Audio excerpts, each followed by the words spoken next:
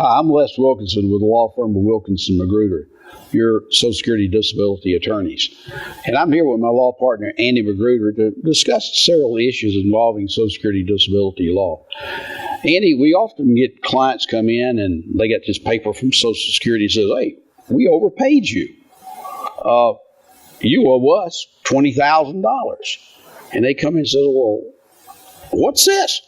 What can you tell us about that? Les, unfortunately, that happens more often than we would like to see. And really, if someone gets an overpayment, there are a couple things. Well, the first thing you need to do is you need to appeal the overpayment. But you also need to ask for a waiver. Okay, and asking for a waiver is something you need to do in addition to appealing the overpayment.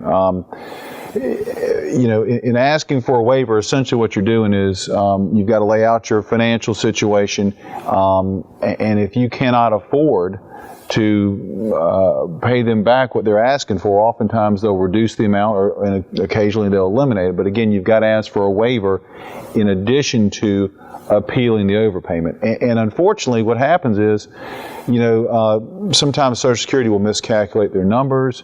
It'll be their fault, okay?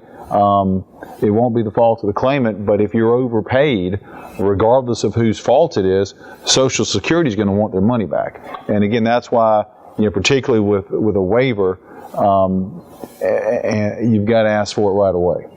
Well, it's been my experience, Social Security Administration is never at fault. And you always have to repay. And a lot of times what happens is that somebody is on disability and they go to work and they don't tell Social Security they're working. And, later on, Social Security finds out that they're working. Now, this may be several years later that Social Security notifies them and says, we've overpaid you, and now you've got to pay the money back.